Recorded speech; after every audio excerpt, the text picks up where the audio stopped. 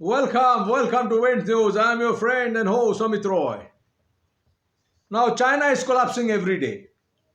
Now, I wanted to discuss with in front of you how relevant is Tibetan freedom movement right now. Can Gandhian movement make Tibet free from Chinese clutches, communist Chinese clutches? Please like me and subscribe me and share my YouTube channel. Now, communist China and communism is an oppressive regime. It's a state terrorism. China has illegally occupied Tibet in 19 uh, after 1950s. Before that, they were also infiltrating and trying to capture Tibet because Tibet has very strategic location and a lot of resources are there. You know, I will not say China has done that. It's a Mao and Stalin both planned to attack Tibet, and they used India. India kept silent and tried to appease Mao and China. However, Tibetans had a so strong resentment against communist rule and Chinese rule. Tibetans were never China, never. Eastern Tibet, there was some sort of influence on China, but in general, China had no influence over Tibet. Tibetans had influence over China because Tibetan gurus were revered by many Chinese emperors like Manchus, and China was under Manchu rule. Anyway, that's not the point. In 50s, Tibetans started revolting, and why I'm telling you why this is so relevant right now. China has helped all terrorist group against India, from Lashkar-e-Toiba, Jaish-e-Mohammed, name them. People will be surprised. Yes, they were China's baby via ISI. And forget northeastern India terrorist groups. All terrorist groups and so-called quote-unquote freedom fighters were backed by China. Manipur, PLA, UNLF, keep on naming them. Indian Communist parties, all backed by China to balkanize India. That is acceptable. When we talk about Tibetan freedom, what happens right now? China is collapsing. Collapse is inevitable. Xi Jinping has so many, debacles. And Jiang Zemin group is showing their eyes. And there could be a civil war or total collapse suddenly. And this is the right moment. Tibetans must raise their freedom movement. Now, question is how far a peace-loving, civilized, Gandhi-style freedom movement can yield a result. China, look at Jiang Zemin. Look at his Chinese policies, how they have crushed Tibetans and others. Falun Gong with their own Chinese people. They have sold their organs. Jiang Zemin's gang.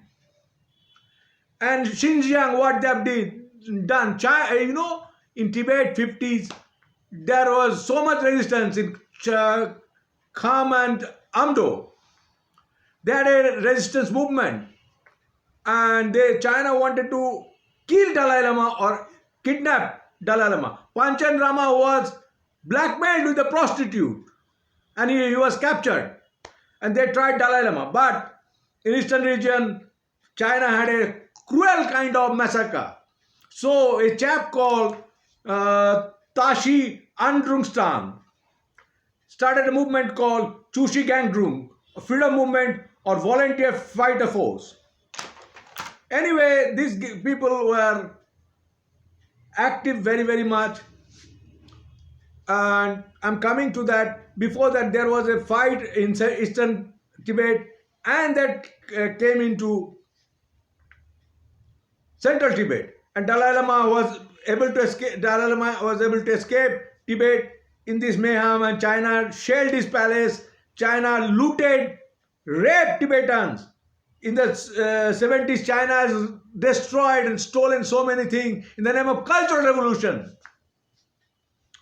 Now, there was a Chinese intelligence chief, Kang Sheng. He plans these massacres. And inside India, this is his plan. He was Mao's right-hand man. and he was run by Zhou Enlai. Zhou Enlai was a real spy chief. Anyway, now I'm coming to Chushi Gandrung. This kind of movement has very big future now. If China crushes Tibetans every day, look, they do self-immolations. What? China doesn't care. China thinks they're stupid. Communists have no respect for human life. China has a world worst human right record.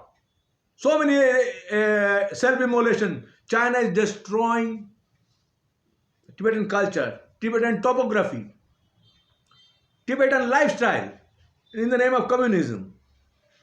Now, Chushi Gandrung fought very well.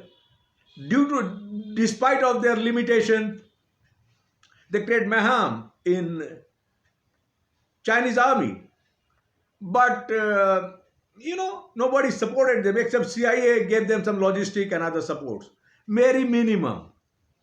So, and later on they had to, after the Dalai Lama escaped, their movement became slow. But Tibetans never accepted China.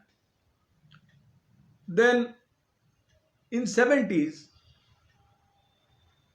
Kissinger sold them to Mao. They had some bases in Mustang, Nepal. They should attack them. Kissinger single-handedly destroyed that movement and sold them to China.